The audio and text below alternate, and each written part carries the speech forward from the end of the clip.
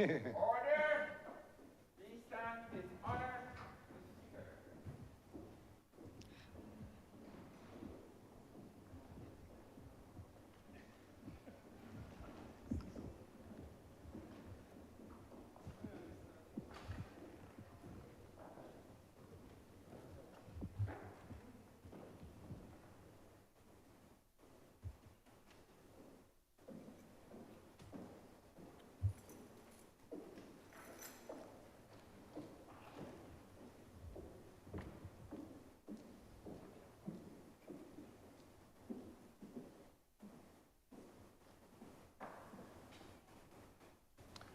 Let us pray.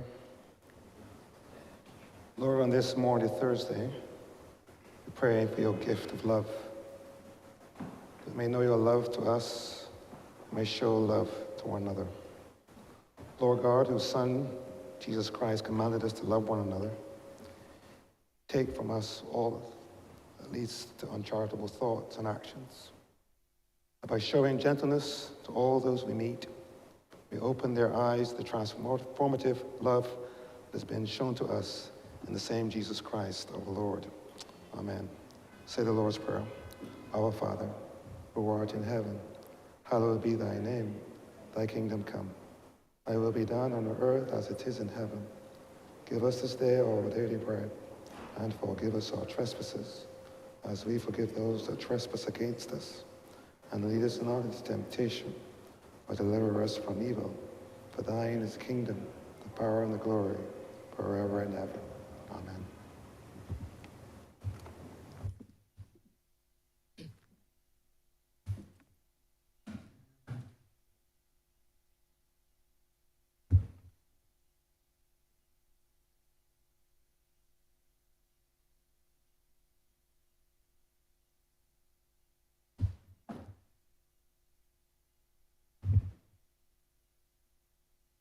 This House is in session. Minutes of the meeting held on Tuesday, February 27, 2024 to be deferred. Honourable Leader of Government Business. Thank you, Mr. Speaker. I beg to move that the aforesaid minutes be deferred.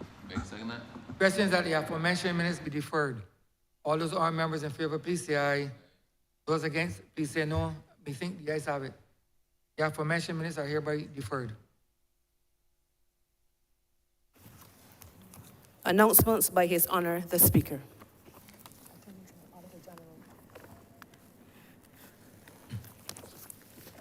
I am receipt of a letter from the Auditor General. There, Mr. Speaker, special audit report on the acquisition and construction of steel frame housing units by the Ministry of Housing, Lands and Maintenance. I have the honor of submitting to you for laying before the House of the Assembly in accordance with Section 77, subsection 2 and Section 77, subsection 5 of the Public Finance Management Act 2019-1, my special audit report on the acquisition and construction of steel frame housing units by the Ministry of Housing, Lands and Maintenance. In accordance with Section 77, subsection 5, the report should be laid before the House of Assembly as soon as possible after its receipt. Kindly let me know when the report has been laid. Yours faithfully, Leah Trotman, Auditor General.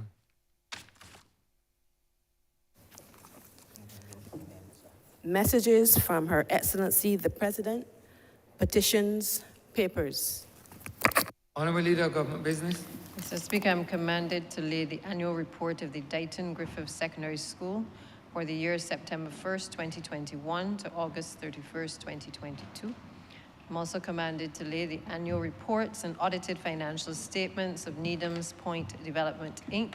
and Needham's Point Holdings Limited for the year ended March 31st, 2022, as well as the annual reports and audited financial statements of Hotels and Resorts Limited for the year ended March 31st, 2022, and the annual reports and audited financial statements of the Barbados Aircraft and Aviation Services Company Limited for the year ended March 31st, 2022.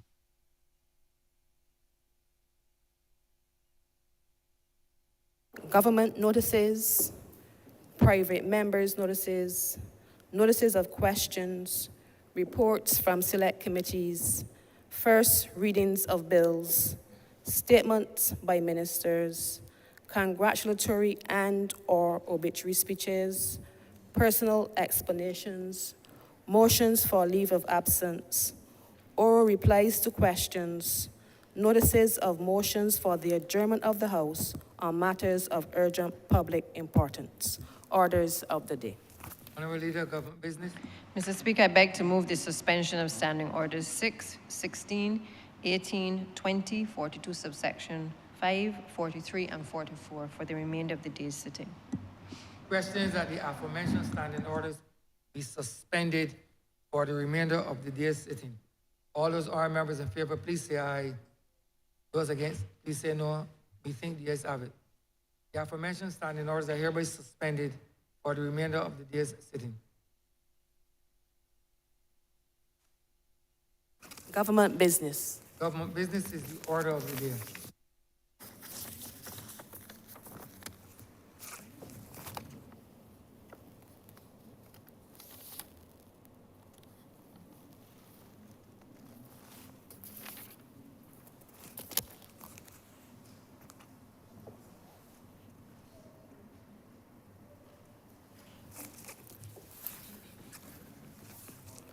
Order number 9, in the name of the Honorable Acting Attorney General, Minister of Legal Affairs, to move the second reading of the Notaries Public Bill 2024. Honourable Member for Christchurch East.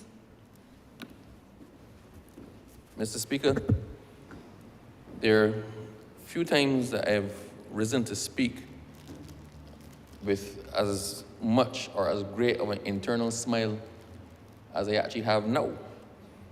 So it would be entirely inappropriate for me to do skin cuffings in here and do cartwheels over what may appear to some people to be one of the most mundane amendments that we're making, and it having little to no impact on the average Barbadian, many of whom would not even know what we're talking about. But because of the import it does have when it is required, those who have had cause to use it, or worse yet, suffer from the difficulty in being able to access the service, will understand what it is I'm talking about. What am I talking about, sir? I'm talking about notaries public. What is a notary? Barbadians are more familiar with the term justice of the peace. Forever, I think the British system and our local system have acknowledged the role of a justice of the peace.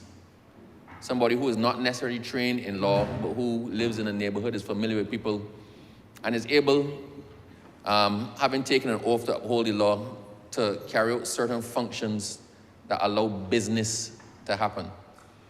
Simple things, sir, like I may have back in the days when you wrote a note to a shopkeeper and said, look, please give X person 12 eggs and a ham, and you sign it, right? Your signature back then carried a lot of weight, whether it's on something as simple as that or on an oath or on a mortgage. And back then, the person charged with verifying or authenticating a signature, if there was some dispute, was that person called the notary public. Called the justice of the peace. So the justice of the peace was a person in Barbados who, when a signature had to be authenticated, is the person who would write on the document that appeared before me was one, I was about to say Ralph A. Thorne, just by reference, but let's not go there. Appeared before me one John Doe, right? Who signed this document in my presence, and I hereby acknowledge that this is his true and correct signature. So anybody who got the document now and saw the seal of the Justice of the Peace and saw the Justice of the Peace effectively had countersigned and validated it, can take it to the bank, literally take it to the bank as proof that the signature was the correct signature. This has served us for a very long time, sir. And the Justice of the Peace was a very important person in the community. The Justice of the Peace, I think, count the same pension checks. In some instances, once a year, they would have to validate that the person who's receiving this thing is still alive, right? Other things like that. If a mortgage document, if a document had to be done, they would count the same saying that although the document come to you and the person is not there presenting it, this is their signature, and I saw them do it, right? So they were a big person in the community, and they were, for a large measure, persons from within the community who had some measure of influence within the community and were persons who were generally held in high esteem within their community. These included priests, shopkeepers, in many instances retired school teachers, right? Community leaders, retired police officers, people like that. People who were generally held in high esteem. And this worked well and good, sir, within Barbados. Because within Barbados, who ain't know you, know somebody know you. So it was easy to accept the role of the Justice of the Peace and the documents validated by Justice of the Peace. However, sir, the Justice of the Peace regime had no real application outside of the British system, outside of our system. So we started to run into some difficulties when documents were required to be used as evidence overseas in a non-British territory. And you then had to have the signatures or the document itself validated or authenticated. Simple things, sir, like if I want to send a picture of my passport by a data page. In Barbados, I can turn my passport. If it is required for evidence, let's say United States for something, a land transaction, an estate transaction, I'm not sending my passport up there. So you send a copy, but how do we know the copy is valid? In Barbados, a Justice of Peace can certify that copy as having been seen by him, the original having been seen. But that Justice of Peace has no weight outside of Barbados. So to go to a old shopkeeper and say, just sign off here saying that there's a true copy of my passport. It reaches New York, and they say, well, who's this? What is this? We don't know about this. So the role of the notary, sir, gained importance as Barbados started to deal more and more with outside influences. What is a notary? What is the actual definition of a notary, sir? A notary public is a public official constituted by law to serve the public in non-contentious matters. Non-contentious, we know, are things that don't necessarily involve court, and generally on the civil side of things as opposed to the criminal side. The notary's work varies from certifying that company and business documents and transactions have been duly signed before him or her, to authenticating personal documents and information for immigration or emigration purposes, or to apply to marry or work abroad. And notaries specialize in administering oaths and affirmations for domestic and international transactions and documentations for use abroad. And in recent years, sir, the need for notaries has grown significantly as Barbados trades more and more outside of its borders, and our documentation needs to be verified more and more outside of its borders. Now, sir, we do have a regime of notaries, and historically, the notaries in Barbados have all been from the public service, and not just from the public service. Initially, so I believe it was limited to registrars of the various departments and deputy registrars.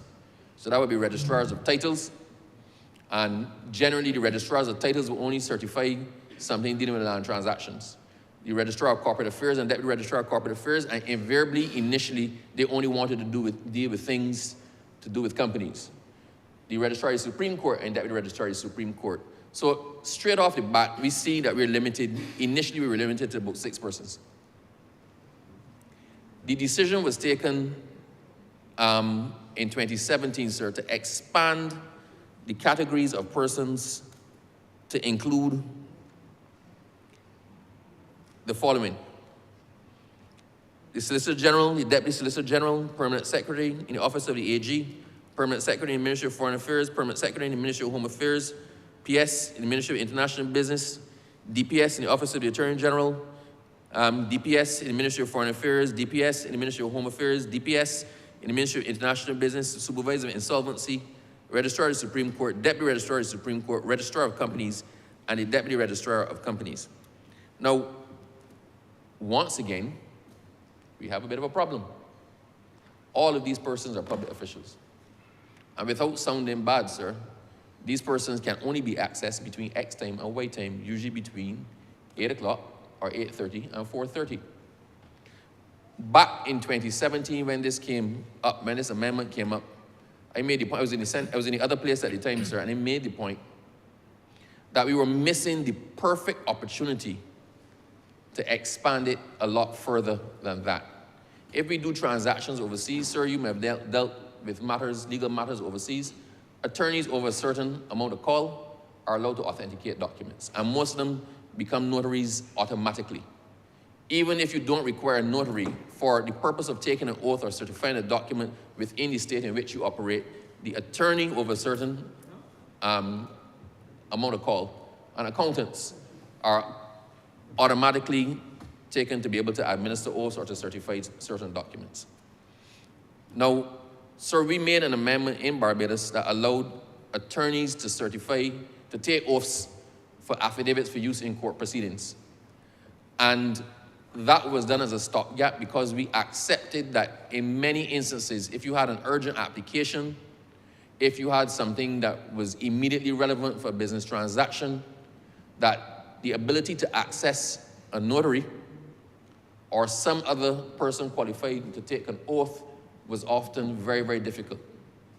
And it doesn't make sense to file a document requiring an oath, the oath has not been taken before a valid person, and then you come in afterwards, because that's fraud. So for pure business efficacy, for the ease, we keep talking about the ease of doing business, for the ease of doing business, the amendment in 2017 was insufficient.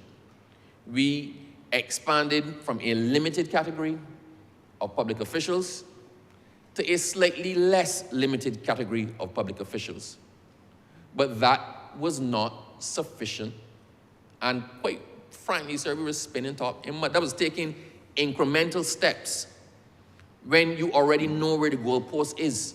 If you know where the goalpost is, it makes sense to reach that goalpost in one go. And I predicted at the time that very likely we will have to come back to expand that category further. And sir, here we are. So it gave me almost a malicious pleasure to be the person to actually lead this particular debate. No, no, sir, let's give a practical example of why this is necessary. I think it's often critical, it's often instructive if people can actually see a story as it develops. I personally was involved in a matter, sir, that required someone in Barbados to submit a bid for something in New York. And the bid had to go in by 4 p.m. Barbados time. 4 p.m. Barbados time. I don't know why the person waited so late, but you know, they waited late. So come the day, we started at 9 o'clock trying to get the thing notarized. The signature had to be notarized because the documents are quite clear. They don't say, please certify in front of an oath taker. They don't say, please do it in front of a competent person. It says documents must be certified by a notary public. If it says that, then notary public it has to be. So we literally called every single person at the time, which was the limited category, at the time listed as a notary public in Barbados. Corporate affairs did not want to do it because it had nothing to do strictly with companies. So the registrar of corporate affairs and the deputy registrar of corporate affairs said they're not comfortable to sign that. We tried at the Supreme Court. The registrar was not there at the time, and the deputy registrar was unavailable. We figured, well, you know what? Sometime before then, before the end of the day, somebody had to come back. So at about 1 o'clock, we called, people were out to lunch. I then explained the urgency and I asked for a number to contact the persons at. No number was forthcoming because back in them days, they didn't give out public officers' personal cell phone numbers. We coming on to 3 p.m., sir. 3 p.m., the document had to be sent off. We had to verify it. We just had to verify it was sent off. You had to scan the documents, show that the documents had been thing, and verify that it was sent off. 3 p.m., sir, we are scrambling, and by now, $4 million is hanging in the balance for want of a notarial certificate and an apostille. We got that. I managed to reach, I don't want to call the person's name, I managed to reach somebody for whom I am forever grateful. And they were on vacation. They came down to the registry and they certified the document, put on the stamp. We were able to get the document off. And interestingly, the Barbadian company did in the end win the bid. But the point is, had it not been for the fact that somebody was kind enough and saw the importance of it to disturb themselves, to leave their vacation and come down and do what was necessary, $4 million would have been burned. Now, why? In the States and in other countries, notaries public are as common as justices' pieces are in Barbados. If you go into, not Target, and any of those places, sir, the copy place, the place that does the copies, right? In the States, you will see one of the persons who might be a cashier or whatever would have next to their thing Notary Public on it by their station. You can go and get your document notarized there by them. That person carries the same weight as the registrar and deputy registrar of the Supreme Court, but it's just a different system. So notaries up there are just accepted as the office for oath-taking and verification of documents in the same way that JPs are largely accepted for in Barbados. But JPs will work here. Lawyers will work here. But from the time you now have to export that document to somewhere else, the acknowledged entity has the title of Notary Public. And the only ones that we have are the ones that I just listed, which is a very limited and select group of persons. What is intended to be done, sir, by this current legislation? The business community has been crying out for a very long time. The legal fraternity has been crying out for a very long time. The accountants and anybody who does business overseas, sir, has been crying out for a very, very long time. So we have heard you. We've come today to do what we should have done in 2017. We're expanding the categories of persons who can be notaries public. Now understand, sir, I say we expanded the categories because you satisfy the minimum requirement does not mean you get it as of right. You still have to apply to get it because there must be some ability to approve certain persons and also to take away if the person is not functioning properly. Who are those persons? No, sir. Attorneys of over 15 years call. Accountants who have been practicing for over 15 years. And there's also provisions, sir, for members of the public to apply to be qualified as notaries public, but they would then have to do some sort of course, some sort of training and pass the training to be able to get that certification. Now, sir, why do we have it as such? As it stands now, our JPs have to get training. Before, when the lawyers, if a lawyer wanted to be a JP, we did not set or acknowledge their legal training. The lawyers who are JPs had to go through the same basic training that the Justice of the Peace had to, which was unnecessary, but it was the only system that they had. Since then, we've acknowledged that the legal training itself already has built in the ability to understand the importance of what it is you're doing, the ability to know the importance of an oath, because we take oaths every day in court. The ability to recognize the importance of verifying a signature, because that's what we do as our bread and butter. So even for lawyers to certify documents, when the amendment was made, the lawyer did not have to undertake any particular training or account any particular training because they are already familiar with the basics of it. I don't want to undersell or diminish the importance of it, but sir, it's not brain surgery. You are, as anyone else can do, using your common sense. If somebody brings a document because they don't want to send, like if my good friend, sir, from Christchurch West was asked to send his marriage certificate, if you can find it, was asked to send his marriage certificate, sir, overseas for some reason, he may not want to release that very important document, sir, out of his control. So what does he do? He photocopies it. But some internationally recognized person must be able to say that this document, this photocopy, is a true and accurate representation of the marriage certificate of one member for Christchurch West and one Mrs. member for Christchurch West. The original having been seen by me. So that now stands in the, it's a certified copy effectively. That now stands in the place with the same evidential weight and value of the original document. So you don't have to let go of your original documents. If there's a question, sir, as to whether or not an affidavit was signed, you want, I mean, frauds exist.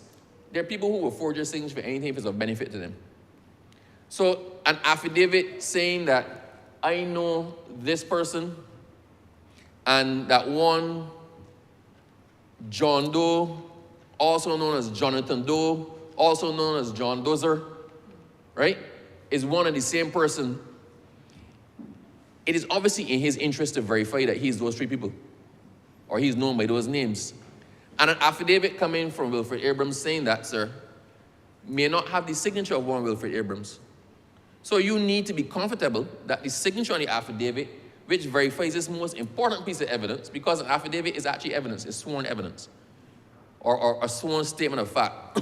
The affidavit verifying this sworn piece of evidence was actually signed by the person who they say it was signed by. Now, in Barbados, the lawyers can actually witness that now. But if you want it to be used overseas, then it's of no import. It has to be certified by a notary public.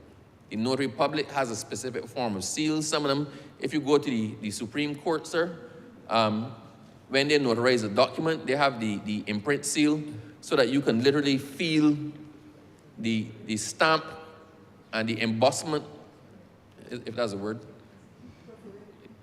They have a raised seal that you can actually feel the texture of the seal. And then they have a golden seal, which is stamped over that. And then they sign at the bottom, verifying that they are a notary public. So it's all official. Anybody can now take full confidence that that document has been validly witnessed, or that document is a copy of the document which it purports to represent. We do them all the time now, sir. A notary, and it's not just for documents overseas. Recently, some financial institutions in Barbados have been asking for notarized copies of documents in Barbados as well. So more and more, the weight attached to a notarial certificate is cropping up more and more internally in Barbados. So we're at the point now where, sir, 6 doesn't cut it. The expanded amount, I didn't count them, let's call them 15, doesn't cut it. It is so much a factor of everyday life that we need to have them a lot more accessible. And there's no good person, there's no good reason that anybody who undertakes a course of training and thus qualifies themselves should not have the same power. We in the British system, sir, we were too much, in many instances, on pomp and ceremony. We were too much on titles. It was all about exclusion. It must be exclusive. That rarefied air of no republic must be exclusive. It's not that exclusive anywhere else. It is functional. It is practical. It is utilitarian. For us to now improve our ease of doing business, we actually have to make all of the avenues that are required to do business a lot easier and a lot more accessible. And this, sir, is one of those. Now, if I just take us through some of it, sir. 1 second.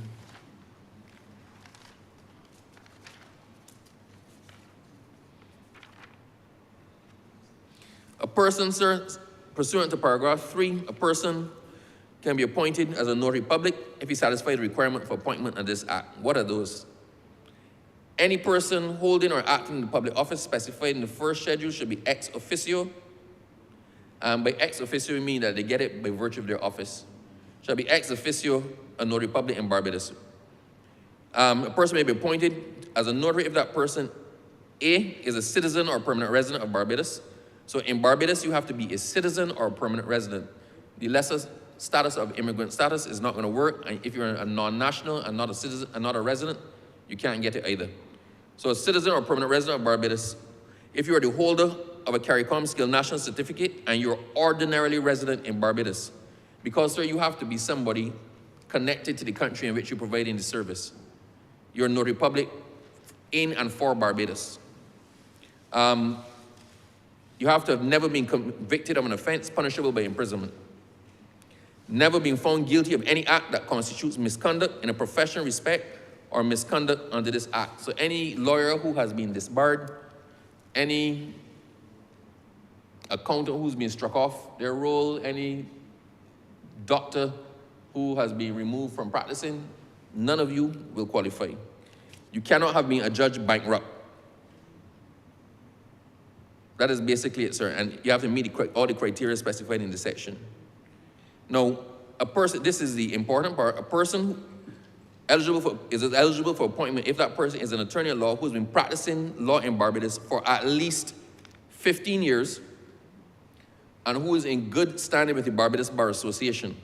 Or if you're a certified public or chartered accountant who's been practicing in Barbados for at least 15 years and who is in good standing with a recognized accounting body, or C, possesses at least 10 years professional or business experience in Barbados and is of good character. I think that should be 15 years, sir. Possesses at least 15 years professional or business experience in Barbados and of good character. Every person other than an attorney at law shall complete a course of training prescribed by the Attorney General. So, once you meet the minimal qualifications, you have to undergo the course of training. So I correct something I said a little bit earlier, sir. So the accountants will still have to undergo the course of training as well. But they will be qualified once they've been in practice for at least 15 years. Now, sir, what do you have to do to be appointed as a notary public? You have to submit an application writing to the registrar, and it should be accompanied by the following documents: proof of the applicant's citizenship or permanent residence, and 2 character references, one of which must be from among the following persons: an employer or former employer, justice of the peace, a notary public, a minister of religion, a police officer of the rank of inspector or above, a certified public or chartered accountant, an attorney at law, a medical doctor, or a member of parliament. And then you have your normal things, sir: photograph, police certificate of character, proof of admission to practice law in Barbados, etc. The person who is appointed as a notary public has to deposit with the registrar an impression of the embossed notarial seal in the form to be used by them as a notary public and pay the prescribed fee to the registrar. If the seal is going to be pretty much the same, persons may personalize the seal and put their name in the seal. So the seal has to be approved and the seal has to be registered, because if, in case of any doubt as to whether the seal is valid, then the registrar, the person responsible for keeping these records, has to be able to check that seal against the seal that you have registered as your official seal, and that forms part of the validity validation process. Obviously, there's a fee to be paid, sir, and upon appointment as a notary public and the payment of the fee, the registrar shall issue a notary public certificate to the person appointed as a notary public in the form set out in the 6th schedule. Every year, sir, in the official gazette, in the month of February, an alphabetical list of the persons who've obtained the certification for that year will be published, and fees have to be paid. The registrar shall keep the registrar of notaries public, sir, which will have every person who's appointed a notary public under the act, the date of the appointment, the address, and the profession of the person. And the registrar may remove from the roll the name of any person whose appointment has been revoked under the act. Now, also, sir, the renewal and payment of fees, as applies to most of us, most professions, if you don't pay the fees by the 31st day of January, I think you get a penalty of equivalent to 1/2 of the annual fee. Upon payment of the fee, you'll be reinstated. Right? The acts that they're allowed to perform are the acts set in the 7th schedule, which is basically most of what I told you before. Sir, proceedings for misconduct, suspension, or revocation. The appointment of a notary may be suspended by the registrar if the notary allows his name to be used by another person to perform notarial acts. So this grant and certification, sir, is a personal certification. It can't be delegated. You can't tell your secretary, just put on our stamp for me. If the person charges or accepts a fee for notarial act in contravention of Section 9, or fails to act in accordance with a notice from the registrar. The appointment of a notary public may be revoked if the notary public is convicted of an offense punishable by imprisonment, adjudged a bankrupt, deemed unfit, and the High Court has made an order appointing a receiver for that notary public. If they're found guilty of an act that constitutes misconduct, whether in his capacity as a notary public or in his professional occupation, or has been found negligent in the discharge of his duty. And when the appointment of a notary is suspended or revoked, the registrar shall endorse a notation of the suspension in the registrar of notaries to remove the name of the notary public from the register as the case may be. The other thing, sir, that the notary has to do, a notary has to obviously notify the registrar within 30 days of the occurrence of any of the following events. You have to notify of a change of address, change of status or nationality or permanent residence, a change of professional occupation. And the notary as well has to keep a register of all notarial acts. So if I notarize the birth certificate of the Honourable Member for St. Philip South, I have to write in my register that on this day I appeared before me and I notarized his birth certificate. If you are witnessing an affidavit, you have to make a notation. You have to keep an accurate record because what you're doing is validating evidence. What you're doing is certifying important documents. So it can be that you do it and you send it on and somebody comes back to you and it's called to proof and you actually can't remember. You actually have to keep a record of all you have done, because if it is challenged, you must be able to say and verify that it has been done, or if you don't have it in your register, that is proof that somebody was fraudulently acting on your behalf. So, sir, that is basically it in relation to this piece of legislation. If I generally speak, sir, to the fact that we not just need to look at this, but I believe it is incumbent upon us who use the system, who use all the systems in Barbados, to weigh in. There's now a Department of Citizenship engagement within the Prime Minister's office, sir. Persons who are doing business or who are encountering difficulties in doing business or doing simple things, you need to weigh in. Quite often, people believe that those in authority know everything. And I guess there are some of those persons in authority like to convey the impression that they know everything. I'm not looking at anybody. But sir, people assume that we know where the difficulties lie, the blockages lie. Maybe the difficulty that you have experienced in dealing with a particular government department or a process is peculiar to you, and you're the first person it's happened to. But chances are, if it has happened to you, it will likely happen to somebody else.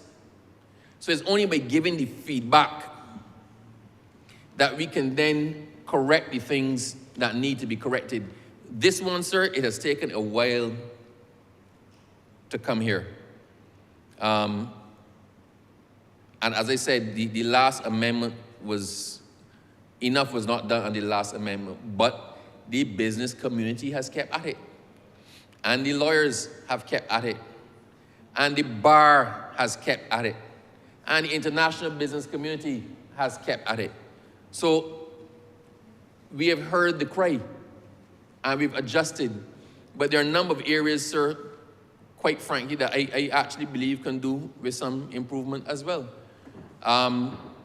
If I may use the example of the Immigration Department. The Immigration Department used to get a lot of concerns and a lot of complaints about their processes and their policies, the way they did things, the length of time it took to do things, some of the documentation that was being asked for, and whatnot. And I took the opportunity, sir, to sit down with every single head of the Immigration Department, every single head of department under the Immigration Department. And we literally went through every single process of the Immigration Department, everyone. What is required for in a work permit? Why are you asking for this? I understand why it used to be asked for, but now that we have technology, do you still need this? What is the mischief you're trying to correct? What is it that you actually want? We then, sir, went through work permits, immigrant status, residency, citizenship, everything, and tried to take out unnecessary steps. For example, persons who were coming to get a passport, who had lost a passport, who they could not find a passport, they had to go to the police station and fill out a form to say the passport was missing. And invariably they said the passport was stolen. People went, perjured themselves, fill out a form, made a report to the police that the passport was stolen. This is to get a new passport. Why? Back when that police report was required, we were not digital. The passport was, the actual physical presentation of the passport was necessary to effect something. If your passport was not expired, your passport only became invalid if the date for the renewal of the passport had passed. So if somebody turned up with the passport in that period of time, then there was nothing to say that the passport was not valid. So if they wanted to cancel a passport, for example, you had to physically bring the passport in, and they cut the end off the passport, so that if somebody presents a passport to you with the end missing, you know that passport has been canceled. But we kept all of the requirements before giving somebody a new passport. They had to bring in the old one to cut off the end. We now have passports that are scannable. From the time they scan your passport, what comes up on that screen is all your information. All the information you submitted, where you went to last, if you were deported from Barbados, if there's a negative reference against you somewhere, if Interpol looking for you, if whoever, all that comes up when they scan the passport. If your passport has been revoked, it comes up. You no longer physically need to bring in the passport to get it cut. But we were still requiring people to bring in the passport to get it cut. So a lot of things are being required within our public service only because no one has changed them yet, where the practical application has long since become irrelevant. Now, if you wish, sir, you can go and change your passport as many times as you want, once you pay the fee. When we put out the new pretty passport, sir, we had the new issue of passports last year. I think mine is, sorry, I was about to take my number. We put out the new issue of passports. When we did such a good job of publicizing them, sir, that people actually waited. People held back last year from renewing their passports because they didn't want to get another one, another of the old stock. They wanted the new one with the trailer in it, with the bridge in it, with all the things. If you flip it like this, you see a caricature moving, right? They wanted that one. Some people whose passport was valid for another 3 years. A person literally came to me and said, Mr. Abrams, so to get one of these new passports, I got to report this one is stolen. I said, if you want a new passport, go and apply for a new passport. Go on, this one has additional features. So I'm actually happy if more people get this one and get rid of the old one. I said, go and apply for it. We said, but Mr. Abrams, but I have one. I said, don't worry, we can cancel that in the system. But it required a change in approach of the persons who administer the system as well. We need to be honest with ourselves across the entirety of government. It is not our job to go to work every day and push papers and keep turning that mill. It is not our job to keep perpetuating inefficient systems or inefficient policies. Those who actually are in it, those in the licensing authority, those in immigration, those in customs, those in whatever, if you realize that there's a built-in inefficiency in your system, then bring it to the attention of somebody. Simply by taking that step out that might not be worth anything, you may save the government millions of dollars. If you use another one, sir, we had, in the same immigration department, we had 2 printers. One printed the bulk of the passport, then one printed a particular page. It was a biodata page or something. It printed a particular page. So you had to send it through one printer, and then a particular page was printed, laminated, and put into the passport. But there was no need for the page. But we hit a snag because that particular printer broke down. And it's only when we went to address that concern that I asked, but why do we have this page? There was a pause. I said, is this actually required by the international body? It does not exist in the American passport. And they said no. I said, so why don't we take it out? Because we have the printer. I said, but the printer not working. You know, in one, sir, in short order, that was removed. We no longer had to have that printer. We no longer had to have the 2 people who were assigned to deal with that printer. There, we could put them to do something else. The government did not have to buy a printer for $300,000, and we did not have to incur the additional cost of that page in the passport. Everybody knew that it was not serving any purpose. Everybody knew it was not making any sense, but it was there. It was step 1, 2, 3, 4, 5, passport at the end. If we could take out step 3, 1, 2, 4, 5, it doesn't affect the process, it doesn't affect the validity, then why are we still doing 3? And this does not, I keep using the immigration department, sir, because we went through a comprehensive exercise with that. But this applies across the board. So if you get me to the licensing authority, why is it that I must pay for a license here and then go somewhere else to get the picture taken? So I stand up in one line somewhere, then go somewhere else to do something, then take a receipt somewhere else. Why? Why do we have so many steps in our processes? Why is it that, sir, that with some aspects of the, let me not target the BRA on this one, but some things you can fill them all online, you can do it all online, but you still have to take yourself with the document you fill out online down to somewhere else to stand up in a line to wait and then go and pay. If we can fill out the forms online, why do we not just take the next step to do the payment online? We pay things online all the time. People pay their mortgage online. They pay Flow and Digicel online. They go on Amazon and do it online.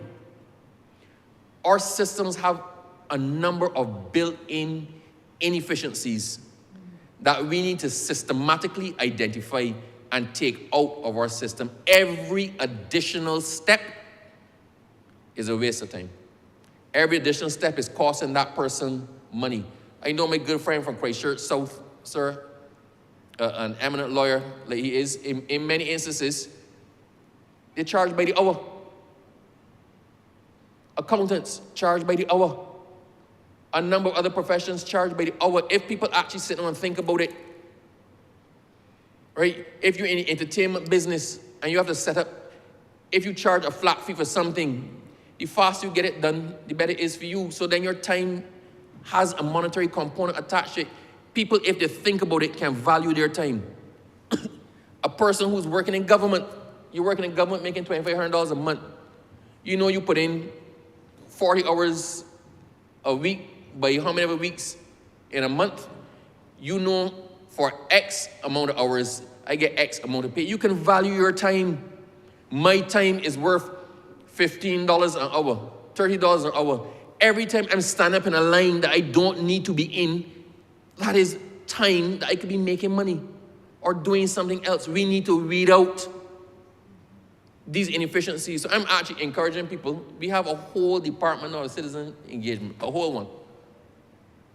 It is not just to take complaints, it's also to take suggestions. How can the government work to improve your life, your ease of doing business, to make things easier for you? We often can't think of it all on our own. The users in the system are the head ones who know what the issues are. The persons at the registry, the Supreme Court, they know where the issues are with the system. They know where the delays are. And sometimes, sir, if you talk to them, people complain to you, I can't believe you're doing so and so, I can't believe you're still doing X, Y, and Z. Right? But have you said anything to anybody else? We owe it to ourselves, sir, and the other persons who use our assorted systems to actually make those systems as efficient as possible. I don't believe in lines. I also believe, sir, that, the honourable member, sir, is trying her best to digitize Barbados, get all of our systems online, right? Get all of our systems online, let everything talk to everything else. Let us be as harmonious as possible. But sir, quite frankly, I do not believe that anybody should ever have to go into a government office unless it's critical that you appear in person. I think every single service, the things that are repeat things, licenses, you should not have to go and stamp in licensing authority unless your face is so changed that your picture is unrecognizable. And there's still a method, a way to upload those things. Right? You should not have to turn up at the registry of the Supreme Court to get a birth certificate. You should be able to order that online. You should never have to walk into the Office of Corporate Affairs and Intellectual Property unless it is a signed document and that signature has to be done in person for some evidential reason.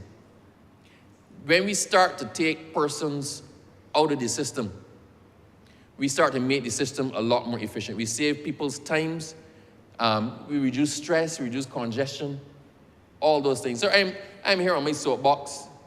I'm here with my crusade because, sir, I absolutely hate wasting time. I'll give you one last one, sir. So there was actually a pivotal moment in my life. I had my Damascus moment. I was like Saul on his way to Damascus, sir, and the light shone. We're in Lenten season, my friend. We are in the Lenten season, sir. Honourable member. At least, sir, he did not say it was Jesus on his way to Calgary. Sir, I was at the immigration department. And this is why, so I tell you, I smiled. I told you at the beginning, sir, that I smiled when I became the person to actually present this piece of legislation. And I'm only here by default. I'm here because this falls properly under the Honourable Attorney General, but I'm standing in his shoes for a couple of days. So fortune has it that I was able to deliver on this one, which was one of my pet peeves. But sir, I went to the immigration department, scrambling, running from court to go to the immigration department to go back to court. And I went to collect my passport. I had applied for my passport. But then you had to wait about 3 or 4 weeks to get your passport. Right now, sir, you can get your passport. Do you know this? 3 days is standard. It can be delivered to you within 7 days through the postal service. You don't have to come in and get it. And you can get an emergency passport, sir, in less than 24 hours. This is my shameless plug for the immigration department again. But I digress, sir. So I left and I went to collect my passport.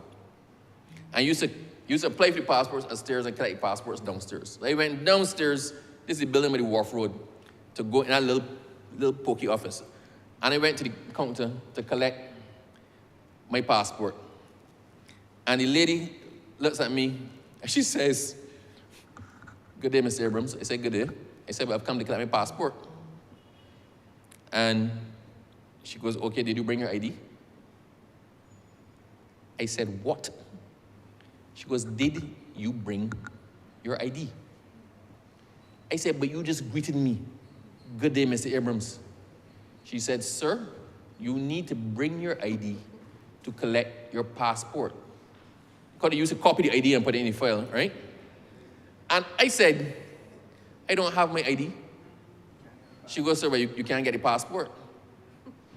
But sir, you know, but I'm a lot more even-tempered now. Back then, my head used to be hot. I said to her, "You cannot be serious." She said, "Look at the sign. Proof of identification must be presented to collect passport." I said, "What sense does that make? Do you know the most secure form of identification in the world?" She said, "What?" I said, "A passport." I said, "The most secure form of identification in the world is a passport." I said, "Just go in the drawer, look for the one with my name, and open it." She said, "Sir, but the ID does not belong to you until you collect it."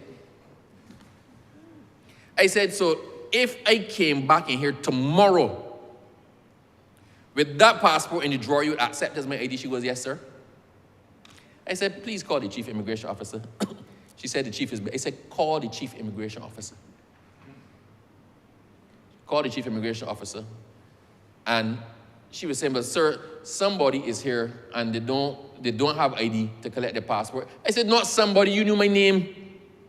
So then I could hear, God bless him, I'm calling this in a positive light, Mr. Graves. I said, "So Miss..." She passed the phone to me, obviously he asked for me. And I explained I was there to collect my passport. I did not have my ID, right? And I told the lady to open the passport and she wouldn't do it. So I heard him tell her in no uncertain terms to give the man his passport and start wasting his time. That sign has now disappeared. But my point is, it took that for us to remove an impediment and a hiccup that was wasting people's time and quite frankly ran completely counter to common sense. There are a lot more of those that exist in our business landscape and our legal landscape. And until people call them out in many instances, they're not going to be changed. Our Law Reform Commission is looking as much as it can, sir, in identifying the things that are obsolete and making them, and changing the law to make more sense, to keep contemporary, to keep relevant.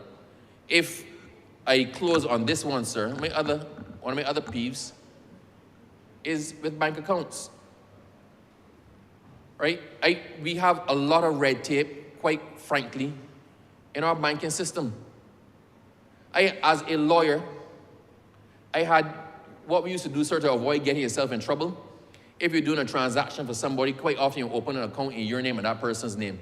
So you may end up with 15 accounts because you're doing things at that time, but when you finish with the estate, for example, you pay everything, you close off that account. But you keep yourself out of trouble by having Wilfred Abrams / estate of, so that all money went in there and you could easily track it. I went into a reputable financial institution in Barbados, for which I was at the time the holder. I think at that time it was 11 accounts. And I went to open another account.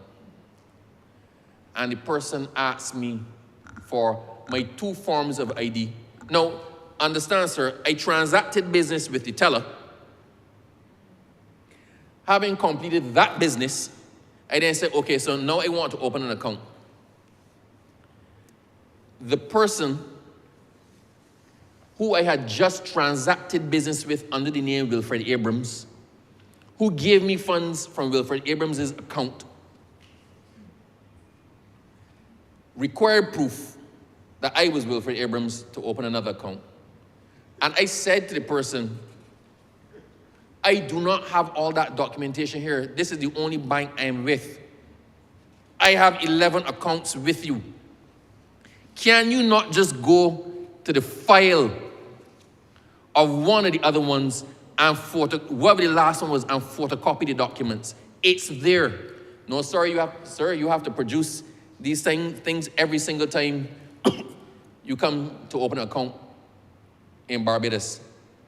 That still exists as we speak. As we speak now. I'm very familiar, Honourable Member, with it. Very. As we speak now, that system still exists and is in nonsense. I understand, sir, situations of know your client. I understand situations of, you know what, let's keep the record straight. But is it that you want me to physically pass you something and there's some magic in that? Or is it that you require the documentation? Because unless I frauded you for all 11, at which point I could fraud you for the 12th, then you should be able to take that information and make it easy for me to do it with the next one if nothing has changed. We need to get to that point, sir, when it's not simply checking boxes. We understand what it is that we're asking for, why we're asking for it, and once it is satisfied, then you do not put people through unnecessary stress. How do we get the information? It's as simple as that. I keep saying, sir, the last one, this is the definite last one, sir. In relation to forms, I'm just pitching things out there. What people don't realize is that I can write a letter. A check is a monetary instrument. In snapshot form says, pay this amount to X person. But equally, I can write a letter to the Honourable Member for, say, Michael East. I could write a letter say, please pay the sum of $5,000 to the Honourable Member for Christchurch East, and sign it and date it. Once all the information is there, that can act as a monetary instrument. So sometimes we ask people to fill out forms when the purpose is not the form, it is the information on the form. So these are things, sir, we need to look at across the board. I'm throwing some ideas out there to whoever's listening because we're talking about something that's effectively being done to increase business efficacy and make things simpler. Persons who are responsible for seeing processes through or receiving processes or granting applications need to actually understand the purpose for which they're actually doing it and must be in a position to critically look at what they're doing to see if the mischief is satisfied, if all the information is provided, right? If what you're asking for is already in 2 other documents, and be able to make those calls. And where they see that it doesn't work, then recommend it to somebody else because you may make life simple for somebody, or you may end up in the government doing exactly what it's doing right now, which is amending legislation or passing new legislation to make your life easier. But we can only often do it, sir, with your own input, your own cooperation, and bringing it to the attention of the government. So, having spoken thusly in relation to the Notaries Public Bill 2024, I do beg, sir, that it be read a second time. Thank you.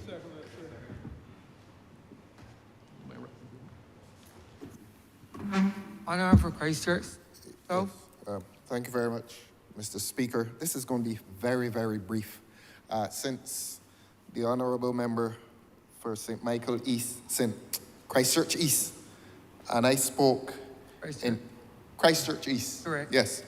He and I spoke in consensus prior to the sit-in as to the purpose of the legislation. So there's no dispute on this side, except that while he was speaking, I was reading the bill, and I came to section 4 of that bill. I'll give the particulars in a minute, but just to say that linguistic correctness is as important as legal validity, since the law cannot be expressed unless it expresses itself in language, and that language must be correct. The Honourable Member may be aware that, or he may remember, I think it was the case Diplock, in a famous trust case in which the decision was influenced by the location of a punctuation mark so that the law expresses itself in language, and the meaning of the law is never settled unless the language is precise, unless the language is settled. Or most eminent philosopher, Professor George Lamin, said that language is the most sacred of all human creations. And if it is so sacred, we as lawyers, we as lawmakers are under an obligation to ensure that it is always correct. And if the plot is to have any meaning, we must be precise in the language that we use. So I want to bring the honourable member to section 4 of the Act. As I've said and I repeat, the language must be precise, and its meaning, or its expression, I beg your pardon, ultimately influences meaning. And this is not trivial pursuit. I would invite the honourable member to look at page 8, E of that page, proof of admission to practice law in Barbados. And this is not trivial. I take it that's a verb, and if it is a verb, we are in the English tradition, and that must be practiced with an S and not a C. I take you back, Your Honour, I take the member back to I think it's the case Diplock, the famous trust case, in which the location of a punctuation mark influenced the decision. In fact, that decision related to hundreds of thousands of pounds sterling. I think the case was Diplock. It's a famous trust case. But since we live in the English tradition and not the American, and since this purports to be a verb, I would invite the honourable member to just make that change so that the law is certain, the law is precise, and that in the future there will be no dispute as to what subsection, or rather paragraph E, intends to say. If it is to practice law, it's a verb.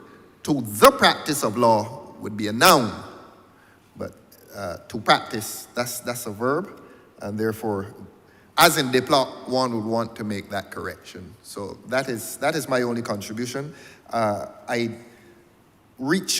the honourable member was speaking, I was hoping he would speak for a long time. I was trying to read the rest of the legislation, but what I've read thus far is linguistically correct. That is the only error that occurs. So I would ask the honourable member to ensure that whoever is responsible for the final draft, that they should make that change. So that's my only contribution to the legislation. I'm obliged to you, sir.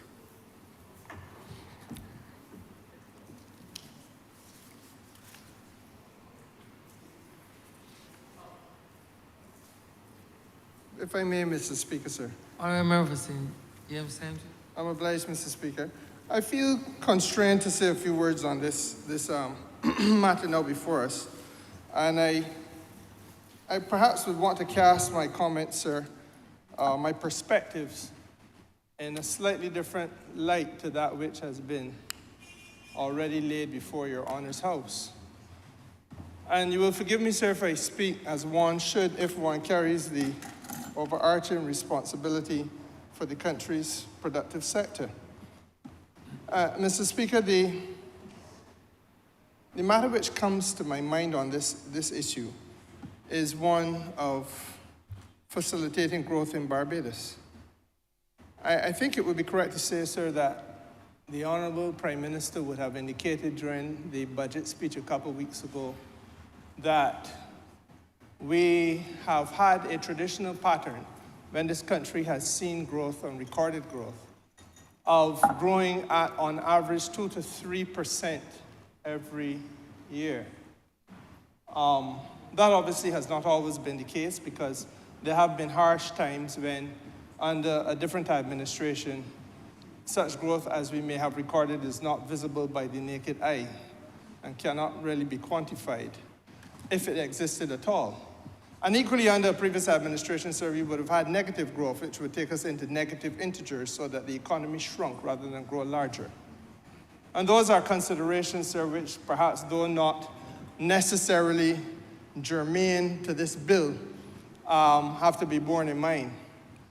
what we want to do, sir, as a government, and I think what we were implored to do as a country by the Prime Minister when she spoke, was to lift our gaze to the possibility, sir, of new horizons, where we would be seeking to secure growth at a rate of 4 to 5% per year. Now, sir, how is that done? Because what one has to remember is that virtually every form of expansion of commerce in this country enables us to come to a point where we can move that which we do domestically to a position where that which we do is done across borders, thereby earning ourselves foreign exchange, sir, thereby expanding our economic activity further and spurring even further investment, Mr. Speaker, sir, further employment, and obviously, sir, with all of that comes the growth that you're talking about. Now, sir, the reality is that there are sometimes small things that act as inhibitors. And my learned friend who led this debate, who piloted this bill, and may I congratulate him from this place, sir, because I think he piloted it well. Many people at first blush would not have thought as expansively on this matter as the honourable member did. Mr. Speaker, sir, I think that it is important to recognize that there are little things sometimes which are very consequential. And he's right when he says that at first instance you would not think so to cast such a wide net on a piece of legislation, which again seems almost innocuous and not just harmless, but almost ineffective. But sir, we are talking about something that really seeks to transform the way in which we do business in Barbados. And that is what captured my attention about it. The role of the notary public in the international context, sir, is going to be an individual, or is an individual, who is going to affirm international documentation or international transactions, and it is going to be documentation for use abroad. The honourable gentleman is quite right, sir, when he made the point that overseas almost every lawyer is a notary public. In fact, let me begin, rather than saying this later on, let me say it up front now. It is a fact, sir, that part of business facilitation in places like the United States of America, part of business facilitation certainly in Canada, part of business facilitation across Latin America, Mr. Speaker, is the idea of having, as part of the internal operation of the business place, the notary public in situ. And that is simply mean physically present on the compound. So there's somebody in that office, Mr. Speaker, sir, who is able then, in the event that you are trying to get yourself involved in a certain type of purchase or a certain type of transaction, that individual is there so as to ensure that you do not get turned away, but rather are able to conclude the transaction. And why? Because history has taught us all around the world that in this very dynamic thing called commerce, if a man has to, as we would put it, stoops him out and say, well, can't I get this here, do? No, I ain't gonna come back another time. Very, very often he does not come back, and that another time don't come. And you want to capture that dollar when the opportunity arises. We have tended, sir, to be very elitist. And I think that the honourable member diplomatically indicated that, we've obviously borrowed our system from the British, and we've done an excellent job throughout time of aping and imitating the English to the point where sometimes we are more English than the real English. And so this justice of the peace thing is treated, sir, as though it is manna from heaven. And a person of high standing politically bestows on you the title of justice of the peace, and you're entitled to hold your head high in the community and lift your chest up, because you have been given the opportunity, sir, to affix your signatures to some documents and make life easier for people in your community. But, Mr. Speaker, the truth of the matter is that when we strip away all of that facade from it, and there is that element of it, I don't take that away from it. What we really should be thinking about now, that was good in 1966 and 1976 perhaps, But what we need to be thinking about now as we approach 2026 is how do we make the pulse of commerce in this country? How do we enable each and everybody? This term uses the small man, but if you look out through the window of Parliament, Mr. Speaker, sir, you will see several men. Physically, they're all looking roughly the same, but they may be engaged in different forms of activity. Whether we see it as large money or small money, that is perhaps where the large man and small man concept comes from. But the dollar earned is what we have to be dealing with. And striving to make sure that it is easier for everybody, irrespective of what you do financially, to be able to get access to that honest dollar for an honest day's work. And that, therefore, sir, means that there has to be a great leveler, a democratizing wave across this country. And in part, the inhibition to achieve that comes when you have this bureaucratic step. And is identified as the honourable member who piloted the legislation quite rightly said. In some things, you need to have a notary public. If the notary public is the registrar of the court, and the person who needs the notary, sir, is the coconut vendor, you practice law in this country for many decades, as have I, as has the honourable, as have all of us who have spoken in this house, sir, thus far on this matter. We all know, Mr. Speaker, sir, you ain't accessing the deputy registrar of the court in any hurry, especially if you come from a certain lower echelon of this country. And those are the facts, sir, that we have to stare in the eye, and we have to fix it. Now, an enfeebled attempt was made in the last administration, tinkering, yes, in 2017. And again, the honourable gentleman is right. People came in here, sir, perfumed or cologned. One or two would have put on powder, their Sunday best, to come and add 2 or 3 people to the categories. When we knew, all should have known, because reasonably it was foreseeable, that you would have to make this, as I say, a great leveler is needed. That you make people notary public so as to facilitate business in Barbados. Well, it isn't a difficult concept, because, Mr. Speaker, sir, if it is that if you had, and I'm trying to see if you can find it there for me, Wilfred, the range of people that we were talking about, is it in this one? The range of people that you were talking about was so narrow and so circumscribed, sir, that you were talking about people who, most of whom would have been in government positions, first of all, so each and everybody can access them. And who were they? The Deputy Permanent Secretary in the Ministry of Home Affairs. Well, Mr. Speaker, sir, again I say this. If there's an estate matter involving, sir, a gentleman from your constituency who happens to be engaged in the debushing program, is he likely to be able even to begin to find the high offices of the Deputy Permanent Secretary in that ministry? I remember you think you know what it is, though?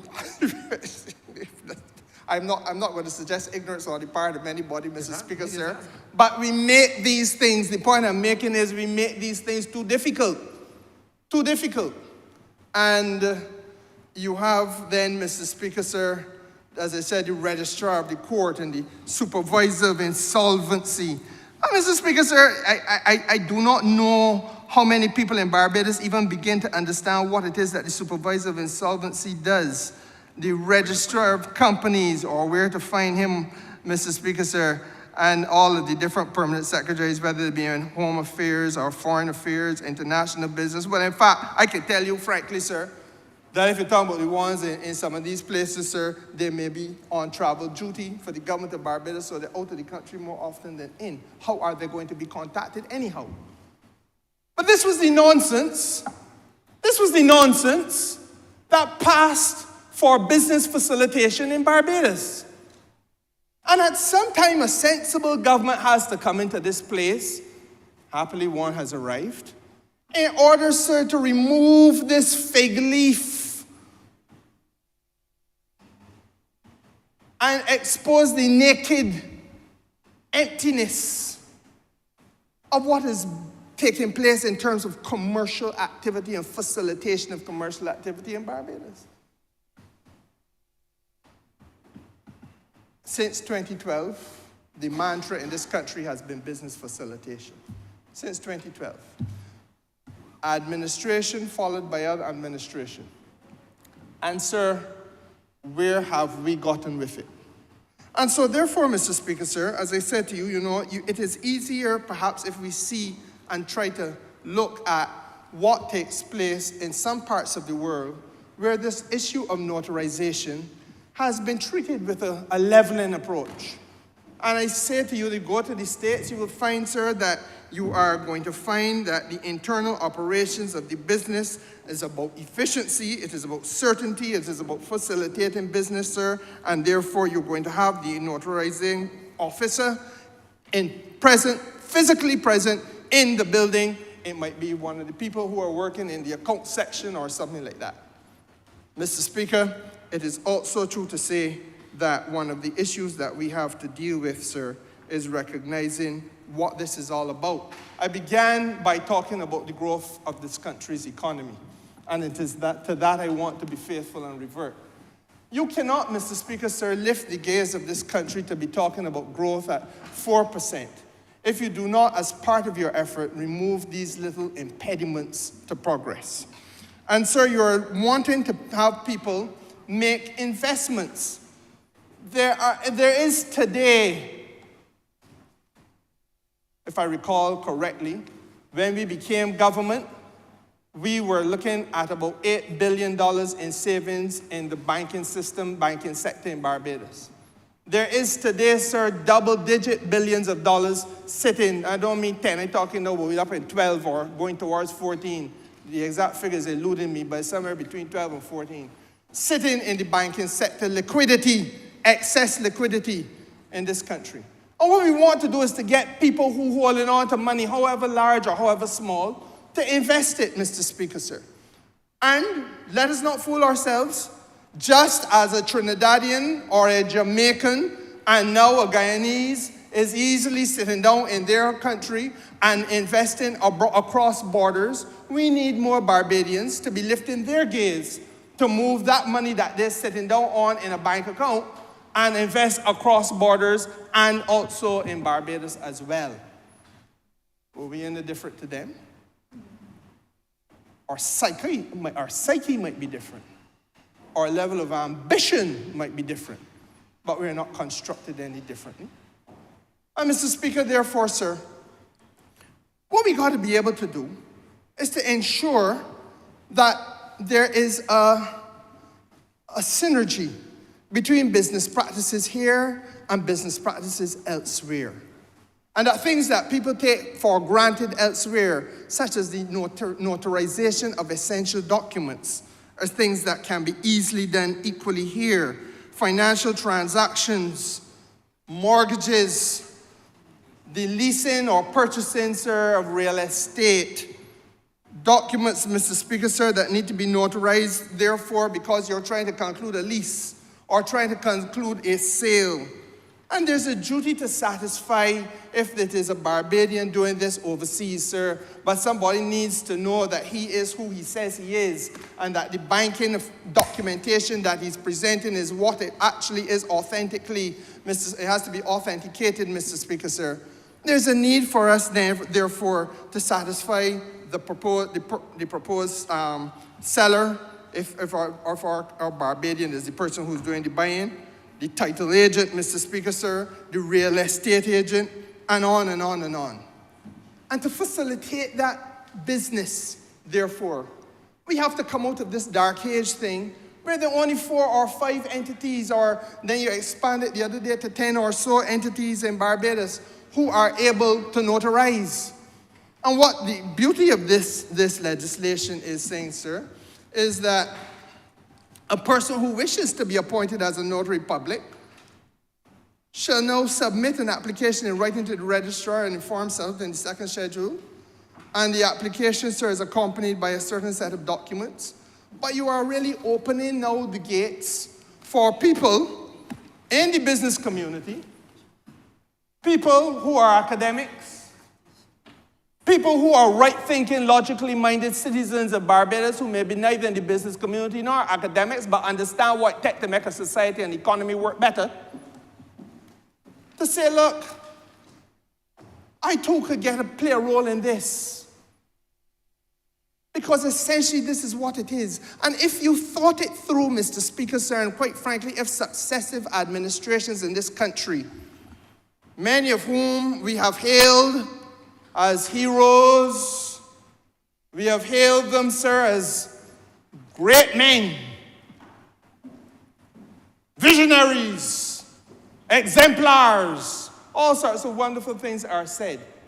But all of us know that in every village in Barbados, in every village that you see in St. Michael, in every village that exists in St. James, in every village in Christchurch, Mr. Speaker, sir, all around this country, we know that there are people who's be struggling to get access even to a JP sometimes, far less than Notary Public, because it is urgent that I need to get something signed. Let me tell you, somebody come in my constituency office, boss, you use a JP. You can sign a document for me. No, I'm not a JP, but I'm an attorney at law. Let me hear what is that you want signed. Because very often we could do this, the exchange because you're an attorney.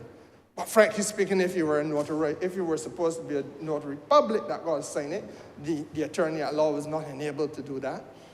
So the leveling effect of this document, sir, this bill, is what I wanted to capture our attention, focus our attention on. Because essentially you are, by using the People's Parliament now to democratize an essential process, you are opening floodgates, sir, for facilitating business. But is that not what we came here for? No, I ain't in trouble, my friend, and talk about replacing the S with a C and vice versa, because that too has its place. That too has its place. But I think the people of Barbados want to hear more about how they are being empowered, how their lives are being propelled into a different category of opportunity existing for them by the pieces of legislation that come here. I suspect, sir, that lurks in the hearts and minds of men when they listen to a radio or when they listen at night with nothing better to do in the evening or a long weekend like this. Let me hear what they went to Parliament for Thursday, because normally they go Tuesday. I presume it is something important. I want to wager, Mr. Speaker, if I was a wagering man, I would wager that it would be more than hearing a C should be a S or S should be a C, but rather, sir, that this legislation has an empowering impulse that could lead to a dollar being accessed by me more easily. And that if I could put a dollar in my pocket by virtue of there being now an opportunity for more notaries public, and I understand now what a notary public is and what he's supposed to do, I asked myself the question, if I were one of the people out there who did not know but was listening in, why did they not do this before? And I would be inclined to say, well, look, thank God that the God thing named the Barbados Labour Party. And thank God they got a cabinet, like the cabinet of this Barbados Labour Party, that can be heard, seen, and felt doing things to help people in Barbados get through a little better. But if one is more limited in perspective, then a C and an S become very important, and so on and so forth, and no one would detract from that. But it is a replica of that which the Dems came here and did in 2017 or 16. And the Dems will be the Dems, and the Dems are still the Dems, and the thinking of the Dems remains the same. And that is the other message that has come out of this today, sir. That the Dems will be the Dems, and the Dems are still the Dems, and the thinking of the Dems has remained the same. You want me to say it again? No, Mr. Speaker, sir. I also go further. I want to say to you, sir, that a lot of what our people are doing is modernizing Barbados. You all remember who sits across from me from St. Michael North? Would have done a lot of good work, sir, when he was Minister of Industry. And industrialization of this country, sir, is once again expanding. And there are a lot of people, sir, who are seeing aspects of manufacturing and a vision for that sector growing.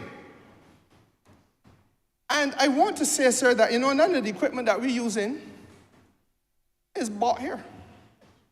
Most of it has to be imported and sourced outside. And a lot of our folks, sir, find themselves in Canada and the United States and even in Latin America doing these types of transactions. I am told, sir, that in 2019, just before COVID, purchases of light industrial equipment would have been a $1.5 or $1.6 trillion business. So that was the area where our people were involved. But again, sir, if I go up there and I can't buy, I gotta find somewhere to put I ain't got cash in hand, I gotta find somewhere to put a long-term arrangement in place. I gotta be backed by financial people who need to know that I am who I say I am.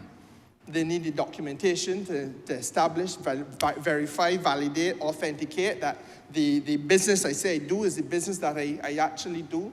And that, again, in this very small way, the notary public becomes a major player, a major facilitator, Mr. Speaker, sir. And and sometimes it is important to look at all these little tiers of our economy and see how a piece of legislation like this fits in and makes it possible for people to climb the rungs of the ladder of progress.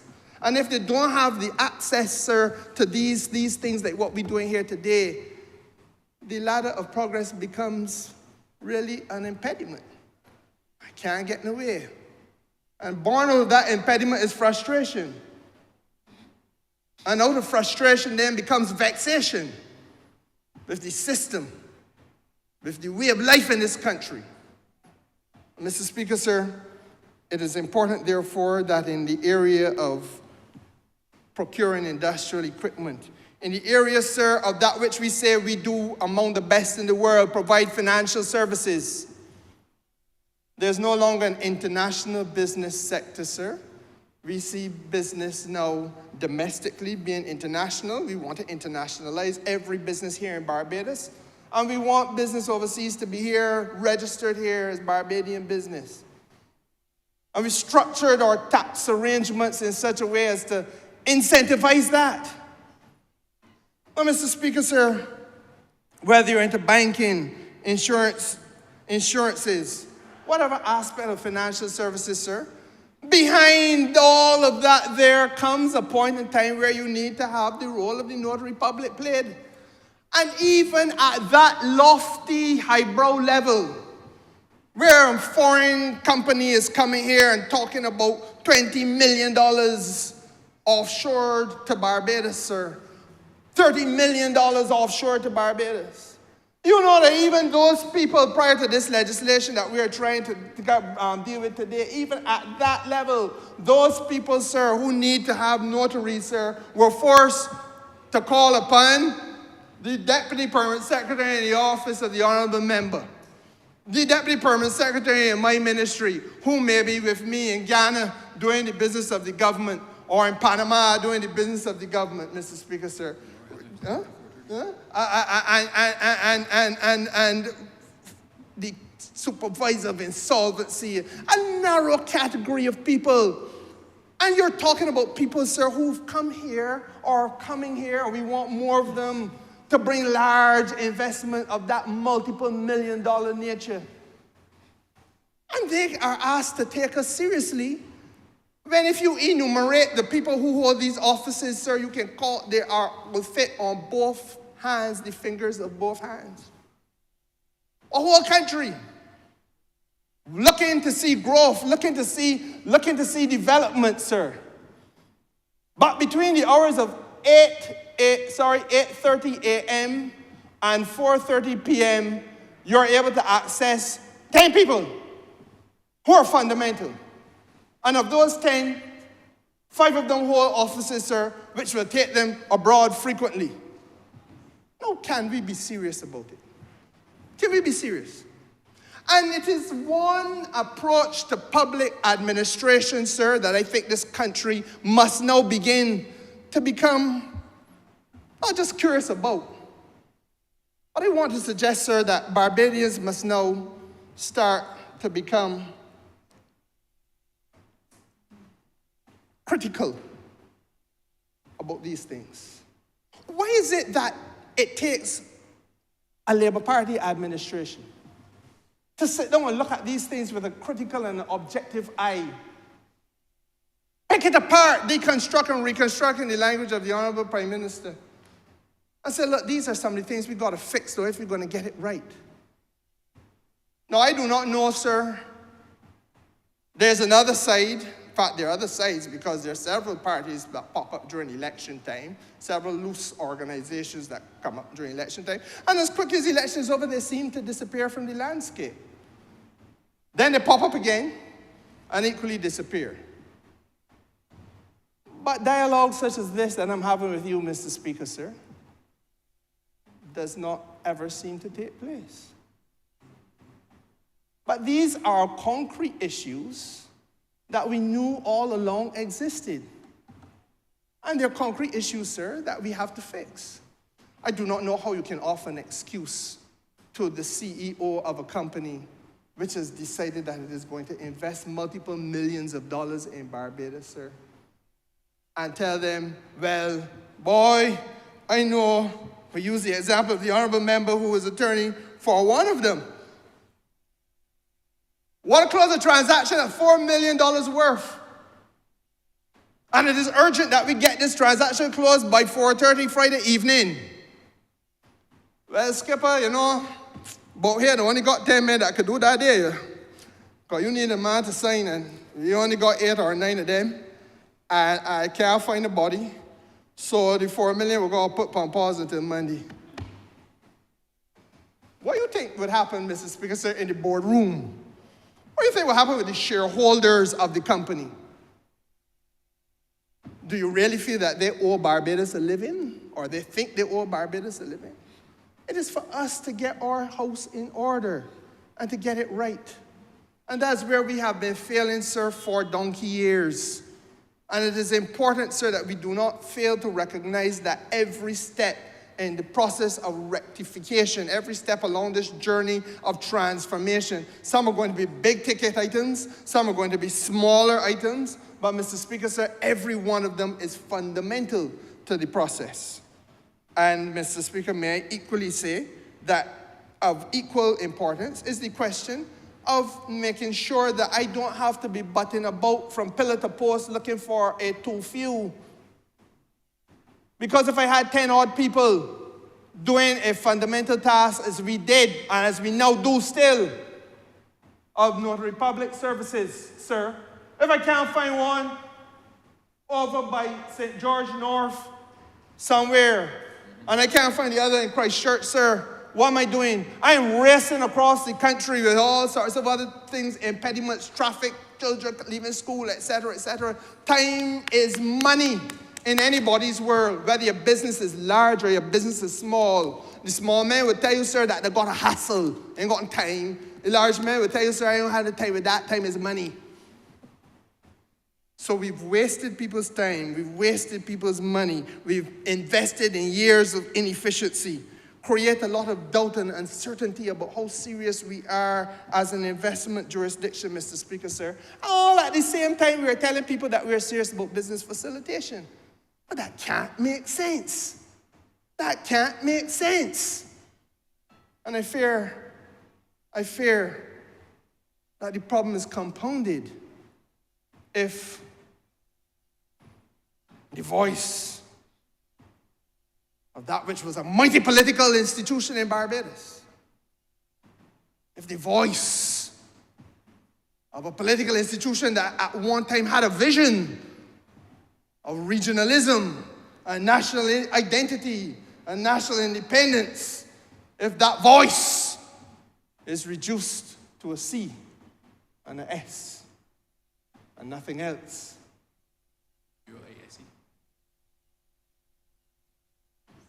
Well, Mr. Speaker, sir, I think we also have to look at what can happen Now, the legislation to the naked eye does not The speak. member has 2 more minutes. Only 2 minutes, sir? Yes, please. Well, I was now ready to go to town. Understood, Honourable member. But anyhow, quickly, the legislation, the legislation, sir, only does not on its face take us into the future. And I really want to hope that the interpretation of it will allow for online usage of the notarization power, the usage of the e-signatures and so on is recognized in law in Barbados. But that it is silent, those things are silent, treated in silence in the bill.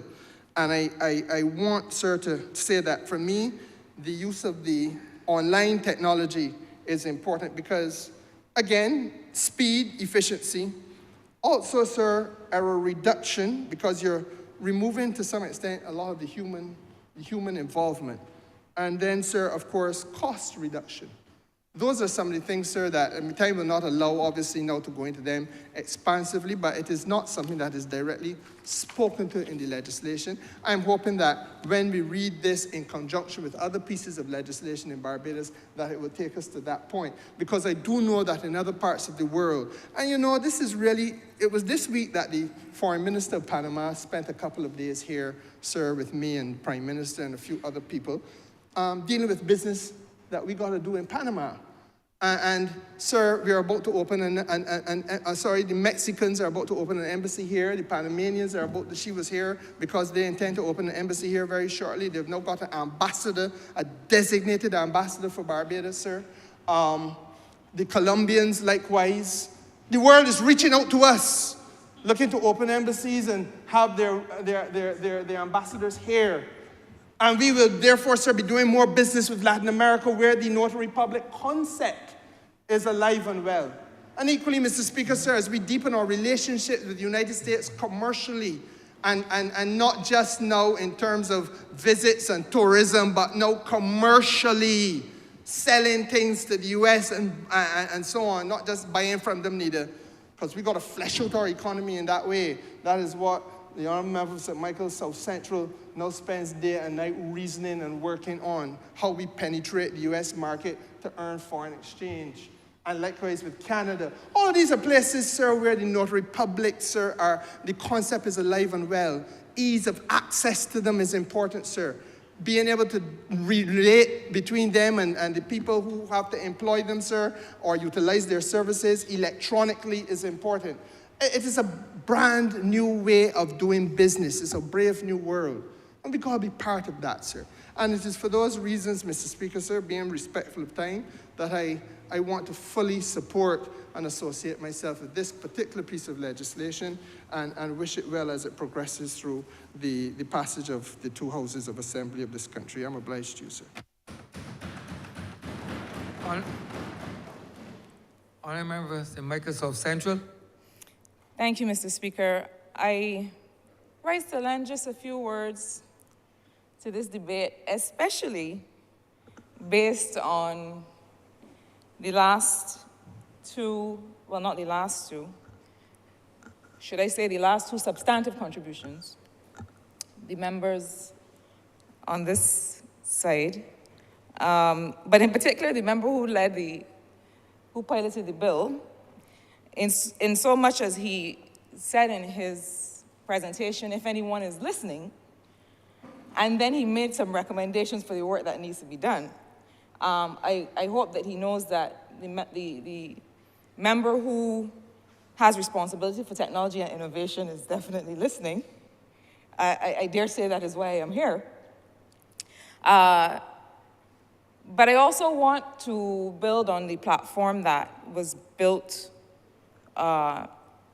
so capably by the member who just spoke with respect to the future of these kinds of transactions. And the member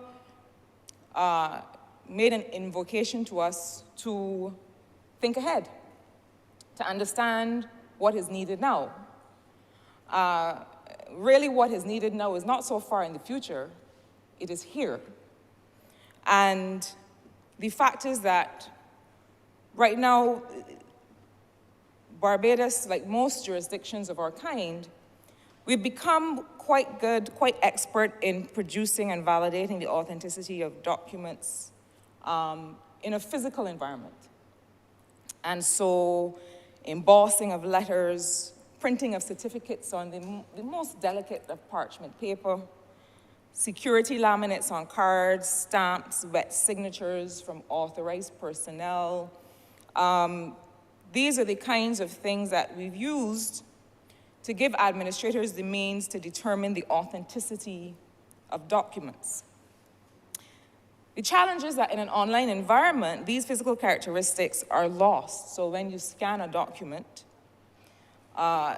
you cannot perceive or transmit a seal or any of the other means of authenticity or authentication that would apply to a physical paper environment.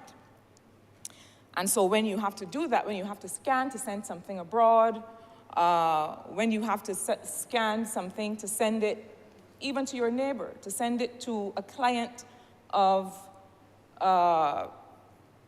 the licensing authority or the transport authority or any service that we provide to the government, to the people of Barbados, then the whole capacity for authentication goes away.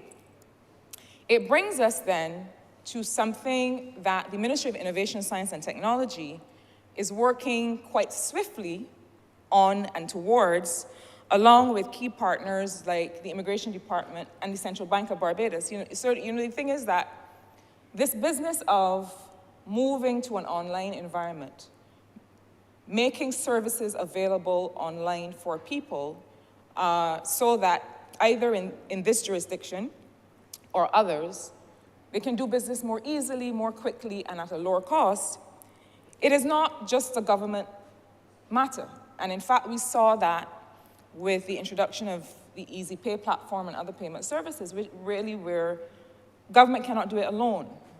And we have to work with other institutions, in particular financial institutions, in order to make this happen. And so similarly, we have the question of what we know as public key infrastructure.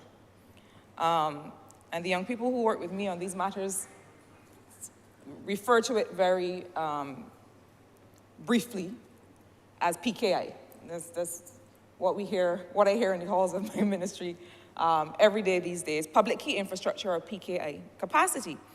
And all it is saying really is that this is the way that we are able to validate digital documents. And PKI, public key infrastructure, is a framework that we use to secure electronic communications and transactions over the internet using a pair of cryptographic keys. One key is a public key, and the other key is a private key. Now, what we're able to do with this is to make it so that a digital signature that is affixed to a digital document can be authenticated. So it provides a secure environment for the signature of electronic documents and messages, and it ensures the integrity and authenticity of the signed content. I don't want to go into all of the technical requirements of what this means, but if we want to look very closely for an example of that, we know that the public key infrastructure and the digital signature mechanism are currently used, for example, in the e-passport system. The e-passport system already makes use of that methodology, of that system of authentication. The Trident ID also has that capacity to digitally validate the authenticity of presented identities and of digital signatures in a digital environment. But we have to go further. We really have to be able to create, and that's what MIST is working towards now, but we can't do it alone. We're doing it along with the other users of this very important capability. The current legislative framework allows for the legal recognition of electronic signatures through what we know as the Electronic Transactions Act, and that's important. So we'll note that the legislation that comes to this honorable place now always allows for whatever we are validating or presenting, where signatures or publication are required. Legislation now also allows for that in a digital environment, which is good. But while the legal recognition of electronic signatures that is enabled through the Electronic Transactions Act is an important step, it isn't enough. We need to have an environment where there is more legal certainty about the mechanisms by which electronic signatures are generated, accepted, and regulated. In other words, you need to know for sure that if you receive an electronic signature from the Immigration Department, that can be trusted. It cannot be generated anywhere else. It has a singular provenance. It comes from one place. And so the public key infrastructure is what allows us to do that. Now, currently, the existing PKI regime is governed by ICAO, the International Civil Aviation Authority standards. It is also governed by our Barbados Identity Management Act and by Barbados' Electronic Transactions Act. And that is the only way in which we've been able to have the e-passport and the Trident ID card. So what do we have to do now? What we need is to embrace this approach, this methodology, this digital authentication process. We need to embrace this all over the country, in a whole of country manner. Because it has to be that if we are moving fully to online transactions, that anyone who must receive, so whether it is a financial institution, whether it is the registry, whether it is the state hospital, anyone that receives a document from an individual must be able to trust its origin, must be able to trust that it could not have been forged because of the dual public key cryptographic approach. So this is technology that must be proven to be infallible. And so we need to make sure that we adopt it in a whole of country manner to allow for its recognition, and for all of what we call the derived artifacts, any asset that is produced from this technology, to allow for it to be used in all sectors of the country at all times in a 24-hour, 7-day-a-week environment. So what we will soon be seeing is a move towards having the appropriate legislative framework in order to build out that system, in order to build out an entire digital trust services regime for Barbados. And when I say digital trust services, all I really am talking about is the full range of solutions and mechanisms that are designed to ensure the security, privacy, and reliability of digital transactions and interactions. Now, sir, I pause here for a moment to acknowledge that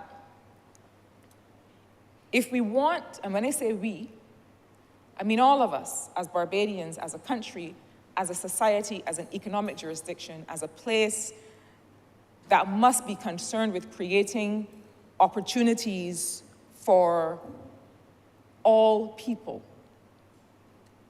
to thrive, to realize the full range of their choices, to be able to operate in the fullness of whoever they want to be. If we say that we want that, then we also have to create the systems that make it safe to do that in every environment. And so the questions of law and order and the things that protect people are not just applicable when you're walking down Swan Street or when you're in Dover or when you're in any other part of Barbados. Increasingly, questions of security and safety in conducting business are going to apply in an online environment.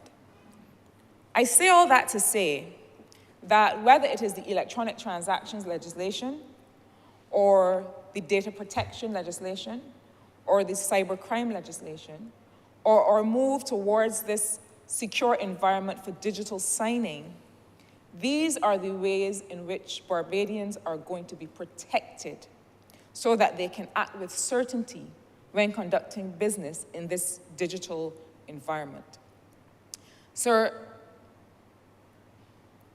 as we move to modernize the way that we do things, and really to join the rest of the world in the way that we do things, because when we're talking about exports, when we're talking about integration into global markets, we cannot integrate into global markets that are digitally led while we operate in an analog environment.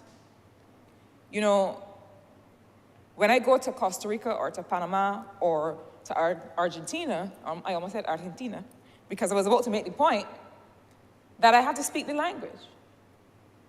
I have to be able to relate to the environment in which they relate.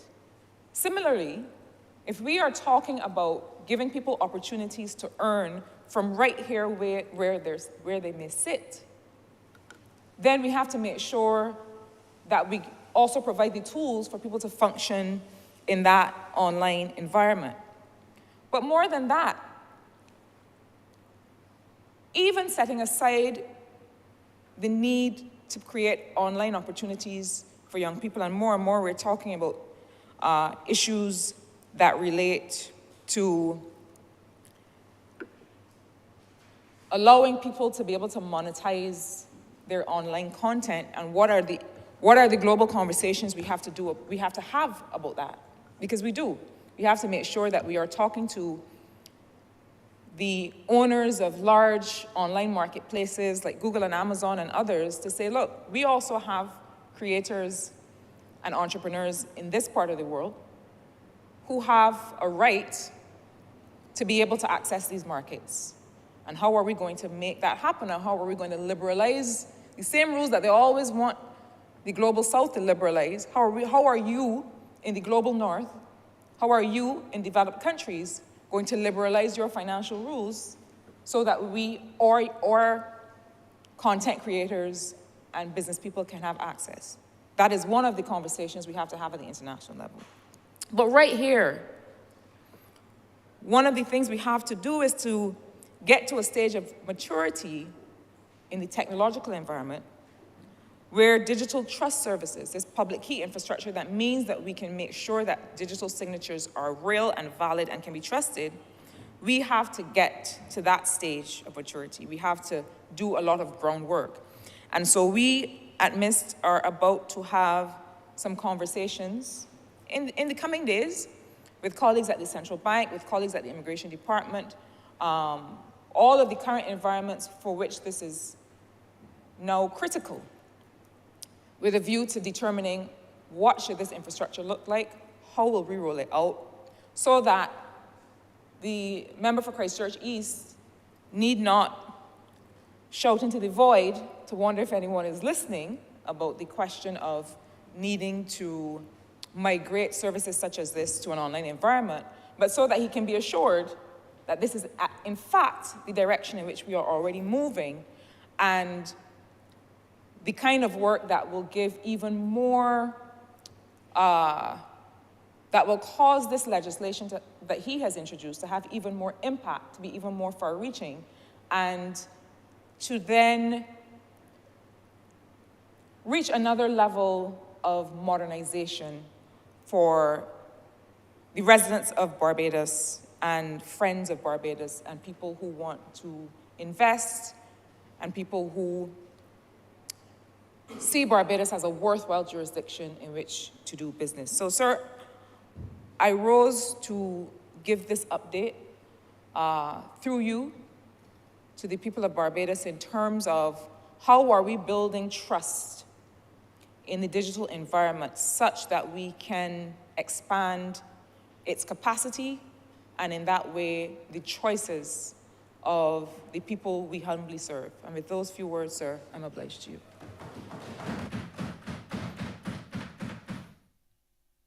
Honourable Member for Christchurch East. Sir, with such an entirely comprehensive supporting cast, in this one, sir, there's almost nothing left for me to say, but allow me just simply to say, sir, in everything we do, we debated the law reform, the amendments to the Law Reform Commission's legislation recently. And the point was made there that we have hundreds of acts of parliament, some that were passed for a particular reason, some that are of general application, some that people collide with often. Most people know the road traffic regulation because if you drive, you need to know it, right? So people know the Companies Act because, quite frankly, if you operate a business in Barbados and you're registered, you need to know what the Companies Act. Some people will know, sir, about the sexual offences legislation because, it comes in the paper.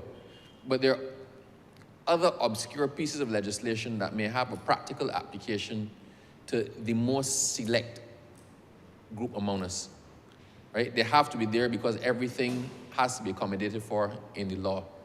But unless you have the opportunity or the circumstance to collide with that piece of legislation, you might not even know it's there.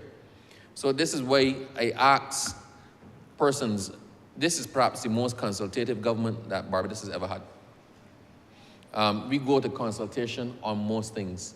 The select committee, sir, the House committee, went to consultation most recently on the child justice legislation and child protection legislation. The widest possible consultation. Even before we embark upon pieces of legislation, we consult before in a way that has never been done. And what that says is that we want our legislative agenda to reflect the reality of Barbados as it is now and Barbados into the future.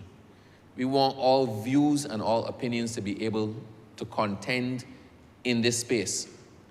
And while, sir, we will invite consultation on the things that we are progressing going along, I once again repeat my plea.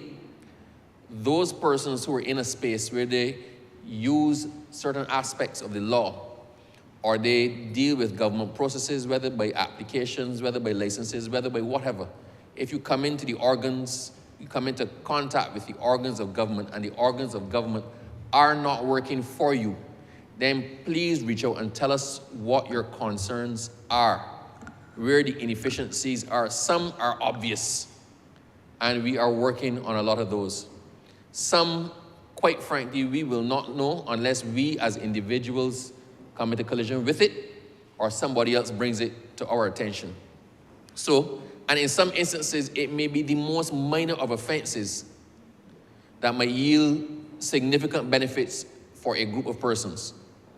So I'm encouraging persons, please use the Office of Citizenship Engagement within the Office of the Prime Minister to reach out and to advise of the things that you think are inefficient, the hiccups in the system, where you think we can do better.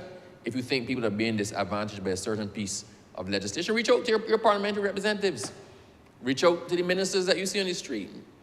Quite often, sir, people will flag me down or see me somewhere, stop and want to engage me, right, about something that is a bee in their bonnet. And I smile sometimes because the bee in their bonnet might be the same bee I have in my bonnet. And quite frankly, a number of the things that I have actually pushed for are things that personally annoyed me, not necessarily because they disadvantaged me, but because they quite frankly made no sense. And in many instances, people think there's a reason for everything that's there. And if the law says X, Y, and Z, then it has to be X, Y, and Z. They don't think that it might have been X, Y, and Z back in 1900, but that X, Y, and Z makes no sense now. So I'm asking people to reach out and let us know, give us your feedback. Give us the feedback on the things that are bothering you in terms of the existing legislation. If you believe that something needs to be contemplated in the future or we need to be more forward-thinking in something, please give us your feedback and we can try to accommodate it. This is why I welcome, sir, the consultation for, as the Prime Minister said, for significant legislation that has public or social import, that we go to consultation on it. But please, if there's something that you see that you want, you believe can be done better, reach out and let us know, and we will hear it on your behalf. So, sir, we actually had a very interesting debate, and I thank the honourable member who just spoke. She doesn't disappoint. I had to call her out just now, sir. But she I am glad that she spoke, because she took us not just from where we are, and not just in what we're trying to address, but to where we could be and the other things that need to be dealt with. And the pace at which things are changing, it is so rapid now that even if we make an amendment for now, that amendment may be obsolete in a year or 2 years. So as much as we can, we need to be forward thinking and project into the future to take account for things so we're not caught behind, so we're not always lagging. But we need to have facilitative and facilitatory legislation that also targets and encompasses what we see on the horizon, especially if it's happening somewhere else and we know it's only a matter of time before it gets to Barbados. So, as my honourable friend, sir, from St. James said, we started a debate on what, quite frankly, should have been one of the most innocuous amendments that we've made, but as simple as it is, the import of this piece of legislation was seen on the behalf of all who spoke. Sir, even for the one who chimed in and said, replace the C with an S, right? But sir, I thank all who weighed in. I believe that we've taken a great step forward. I know that the legal profession will be happy. I know the business people will be happy. I know that when it is passed, that the persons who require notaries public will be happy. And somebody sent me a message, sir, while I was here, to say, what does this mean for the JPs? There is a role for JPs. I started by saying the JPs have a function to perform within Barbados, and the notaries are for documentation as required outside of Barbados, right? But there is nothing, a lot of the JPs, sir, as well, are shopkeepers. A lot of the JPs in Barbados are business persons, they're in a profession, they may be priests. There is nothing stopping those persons who currently are JPs and who qualify from applying for and doing the training and becoming notaries as well. This is not, that's the beauty of this amendment. This is not capped or exclusive to a certain segment. This is not the aristocracy. This is not the rarefied air of PSs and deputy PSs in certain ministries, not even all. In the public sector, the notaries, and you actually don't even need, the notaries, sir, are appointed on the recommendation of an MP. That's the reality. So it still has a part in the political process. Sorry, not the notaries, the justices of the peace, sir. Forgive me, sir, that was a slip. The justices of the peace are appointed on the recommendations of members of parliament. The notaries do not have, this is an independent application being made to the registrar for which you can get training and you can actually become a notary in your own right without political affiliation, right? So it even makes it simpler in some respect. This is not diminishing anything. And the point I'm making, quite frankly, for the JPs who want to upgrade to notaries, you can, if you qualify, apply, get the training. When I say upgrade, sir, the JPs have their role to play in Barbados. They have their role in certifying documents, in validating documents, in performing roles, in taking oaths in Barbados, in signing warrants in Barbados, right? If they wish to expand their repertoire to be able to deal with documents overseas or expand their capacity to be able to handle a greater catchment of persons and diversify, then that scope exists for them as well with a course of training once they satisfy certain requirements. So I think we've covered a lot of ground here. I am anxious to see this actually reach the end of its whole process and become law. And sir, I am pleased to have been able to and had the privilege to actually pilot this piece of legislation. And having said that, sir, all I can say is that I beg to move that this piece of legislation be read a second time. Thank you. The question is that this bill be read a second time. All those honourable members in favor, please say aye. Aye. Those against, please say no. Me think the ayes have it. Sir, I beg that you do not leave the chair and the House resolve itself into committee for further consideration. The question is that the Speaker do not leave the chair and the House resolve itself into committee for further consideration of this bill. All those honourable members in favor, please say aye. Those against, please say no. We think the ayes have it.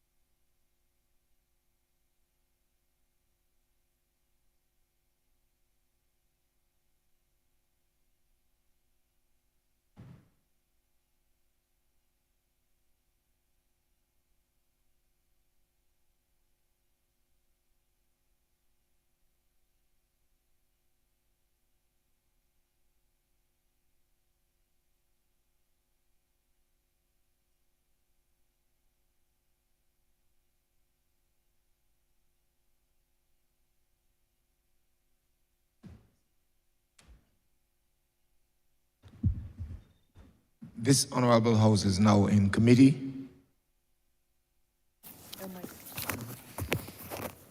Mr. Chairman, maybe take the bill in two parts.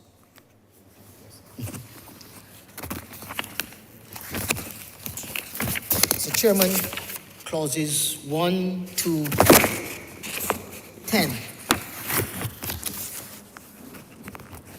Mr. Chairman, I beg to move an amendment to clause 4.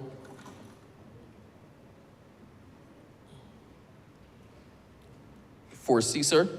Sorry, 3, 4C. That, as present reads in terms of the qualification that it possesses at least 10 years professional or business experience, and that should now be 15. So that is clause 3, 4C. So it be 15 for the persons, the professional business persons, in the same way as 15 for the accountants and for the lawyers. And sir, and also in 4.2b, the language is a little bit clumsy, sir, and it should read 2 character references with 1 from among the following persons.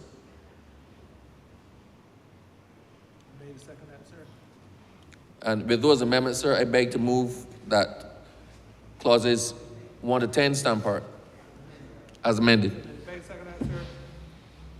The question is that clauses 1 to 10 as amended stand part. All honourable members in favor, say aye. Honourable members against, say no. We think the ayes have it. Clause 11 to 20. 11 to 12. 11 to... 11 to... Sir, I beg to move that clauses 11 to 20 stand part. Second that, sir. The question is that clauses 11 to 20 stand part. All honourable members in favor, say aye. Aye. Honourable members against, say no. We think the ayes have it. The first schedule. Mr. Chair, I beg to move that the first schedule to the bill. Second that, sir. The question is that the first schedule be the first schedule of the bill. All honourable members in favor, say aye. Aye. Honorable members against, say no. Methinks the ayes have it. Second schedule. Mr. Chair, beg to move that the second schedule be the second schedule to the bill. May I second that, sir? The question is that the second schedule be the second schedule of the bill. All honorable members in favor, say aye. Aye. Honorable members against, say no. Methinks the ayes have it. Third schedule. Mr. Chair, beg to move that the third schedule be the third schedule to the bill. May I second that, sir? The question is that the third schedule be the third schedule of the bill. All honorable members in favor, say aye. Aye. Honorable members against, say no. Methinks the ayes have it. The fourth schedule. Mr. Chair, beg to move that the fourth schedule be the fourth schedule to the bill. May I second that, sir? The question is that the fourth schedule be the fourth schedule of the bill. All honorable members in favor, say aye. Aye. Honorable members against, say no. Methinks the ayes have it. The fifth schedule. Mr. Chair, beg to move that the fifth schedule be the fifth schedule to the bill. May I second that, sir? The question is that the fifth schedule be the fifth schedule of the bill. All honorable members in favor, say aye. Aye. Honorable members against, say no. Methinks the ayes have it. The sixth schedule. Mr. Chair, beg to move the sixth schedule be the sixth schedule to the bill. May I second that, sir? The question is that the sixth schedule be the sixth schedule of the bill. All honorable members in favor, say aye. Aye. Honorable members against, say no. Methinks the ayes have it. The seventh schedule. Mr. Chair, beg to move that the seventh schedule be the seventh schedule to the bill. May I second that, sir? The question is that the seventh schedule be the seventh schedule of the bill. All honorable members in favor, say aye. Honorable members against, say no. Methinks the ayes have it. The eighth schedule. Mr. Chair, I beg to move that the eighth schedule be the eighth schedule to the bill. May I second that, sir? The question is that the eighth schedule be the eighth schedule of the bill. All honorable members in favor, say aye. Aye. Honorable members against, say no. Methinks the ayes have it. Just out of abundance of caution, sir, the point raised by the Honourable Member for Christchurch South with the C and the S is being treated as a typo, sir, will be adjusted accordingly. A typographical error. Sir, I beg to move that you do not report to His Honour the Speaker the passing of one bill in committee. May I second that, sir? The question is that I do not report to His Honour the Speaker the passing of one bill in committee. All honourable members in favor, say aye. Honourable members against, say no. Methinks the ayes have it.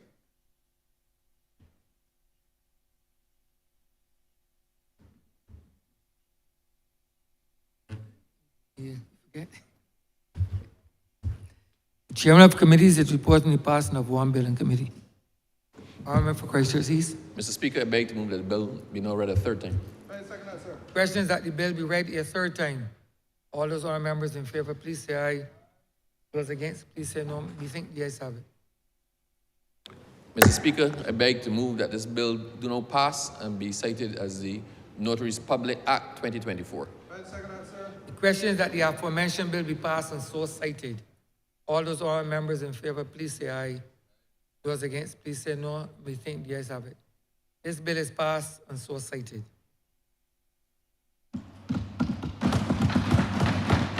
Honourable Leader of Government Business. Thank you, Mr. Speaker. I beg to move the suspension of the House until 6:30 p.m. The question is that this chamber be suspended until 6:30 p.m. All those honourable members in favor, please say aye. Those against, please say no. We think the ayes have it. This honourable chamber stands suspended until 6:30 p.m.